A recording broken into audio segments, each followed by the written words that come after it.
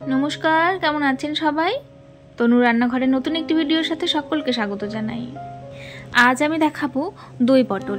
পটল কিন্তু বাজারে অ্যাভেলেবেল হয়ে গেছে, আর পটলের কিন্তু অনেকেই রেসিপি খেতে চায় না বা পটলটা পছন্দ করে না। তবে আমি কথা দিচ্ছি, এইভাবে দই পটল একবার বানিয়ে দেখতে পারেন, অসম্ভব সুন্দর হয়, যেটা কিন্তু আপনারা ভাত ছাড়া অন্যান্য আরও রেসিপির সাথে কিন্তু ট্রাই করতে পারেন। পোলাও, তারপর রুটি, লুচি এইসবের সাথে।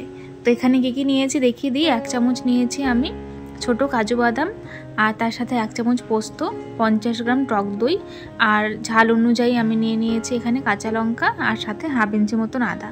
এবার একটা মশলার পেস্ট বানাবো, যার মধ্যে ধনে, জিরে, হলুদ আর শুকনো লঙ্কার গুঁড়ো, কাশ্মীরি লঙ্কার গুঁড়ো দিয়ে সুন্দর করে সামান্য একটু জল দিয়ে ভালো করে স্মুথ একটা পেস্ট আমরা তৈরি করে নেব। এগুলোই লাগবে, তেমন কিছু লাগবে না। আর কাজু, আর তার সাথে পোস্ত, কাঁচা লঙ্কা, আদা আমি পুরোটাকে একবারে বেটে নেব। আপনারা চাইলে কাজু আর পোস্ত একসাথে বাটতে পারেন, আর আদা আর কাঁচা লঙ্কা একসাথে বাটতে পারেন। এবারে এখানে 250 গ্রাম পটল নিয়েছি। পটলটাকে দুদিক থেকে ফেলে দিয়েছি, আর দুই দিক থেকে এইভাবে কিন্তু একটু করে আমি কেটে নিয়েছি। আর সাথে কিন্তু মাঝখানে একটু করে আমি খোসা রেখেছি, আর মাঝখানটাকে বাদ দিয়েছি। এইরকম করে করে একটু গ্যাপে গ্যাপে কিন্তু এটাকে ছুলে ভালো করে পরিষ্কার করে ধুয়ে নিয়েছি।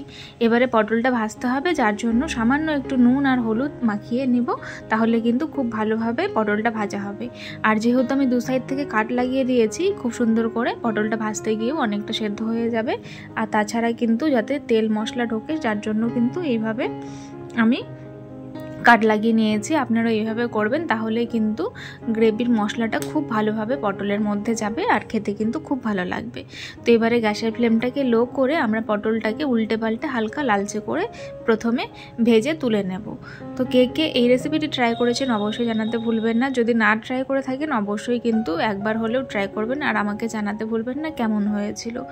আর যদি আজকের ভিডিওটি আপনাদের ভালো লাগে, তাহলে অবশ্যই আমার চ্যানেলটিকে লাইক, শেয়ার, সাবস্ক্রাইব করে বেল নোটিফিকেশানটি অন করে রাখতে হবে। এতে করে আমার ভিডিও নোটিফিকেশান আপনারা সবার আগে পেয়ে যাবেন। তো এইবারে পটলটা তুলে নিয়ে ওই তেলের মধ্যে প্রথমে যে গুঁড়ো মশলার পেস্ট তৈরি করেছি, সেই পেস্টটা আমি এর মধ্যে দিয়ে দিলাম। দেওয়ার পরে এটাকে বেশ খানিকক্ষণ আমি হতে দেব। সাথে স্বাদটাকে ব্যালেন্স করবার জন্য এখানে বড় চামচের 1 চামচ মতন আমি চিনি দিয়ে দিলাম। যেহেতু আমি ছোটো চামচতে দিয়েছি, সেই জন্য আমি 2 থেকে আড়াই চামচ মতন দিয়েছি। তো এটা যখন তেল ছাড়তে শুরু করে দেবে, মানে মশলাটা ভালোভাবে কষানো হয়ে যাবে, সেই সময় আদা, কাঁচা লঙ্কা, পোস্ত আর কাজু বেটে ভালো করে আমি দিয়ে দিলাম। এইবারে এটাকে ভালো করে মশলাটার সাথে মিশিয়ে নিতে হবে। আর সামান্য একটু হাফ কাপ মতন জল দিয়ে দিলাম স্বাদ মতন নুন দিয়ে এবারে এটাকে খুব ভালো করে আমি এটাকে কষিয়ে নেব। কে কোথা থেকে ভিডিওটি দেখছেন অবশ্যই কিন্তু জানাতে ভুলবেন না। তো যেহেতু কাজু আর পোস্ত আছে, ধরে যাওয়ার চান্স আছে, সেই জন্য কিন্তু বারবার করে খুন্তিটা নাড়িয়ে নাড়িয়ে এইভাবে কিন্তু ভালো করে নাড়াচাড়া করে এই মশলাটাকে ভালো করে কষিয়ে নিতে হবে। মশলা থেকে যখন হালকা করে তেল ছাড়তে শুরু করবে আর মশলাটা যখন কমে আসবে, তখন কিন্তু এর মধ্যে দিয়ে দেব ভেজে রাখা পটলটা ভেজে নেওয়ার পরে আমি তুলে রেখেছিলাম, সেই পটলটাকে এর মধ্যে অ্যাড করে দিলাম। এইবারে এটাকে এই গ্রেভির সাথে খুব সুন্দর করে হতে দেব বেশ খানিকক্ষণ, যতক্ষণ না পটলটা খুব সফটভাবে সেদ্ধ হয়ে যাবে।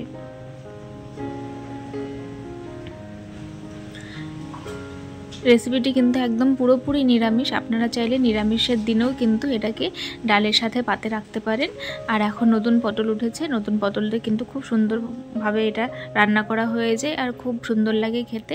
তো আপনারা নিরামিষের দিনে অবশ্যই ট্রাই করলে জানাতে ভুলবেন না। আজ তবে আসে দেখা হবে নতুন একটি ভিডিওর সাথে। ততক্ষণের জন্য ধন্যবাদ।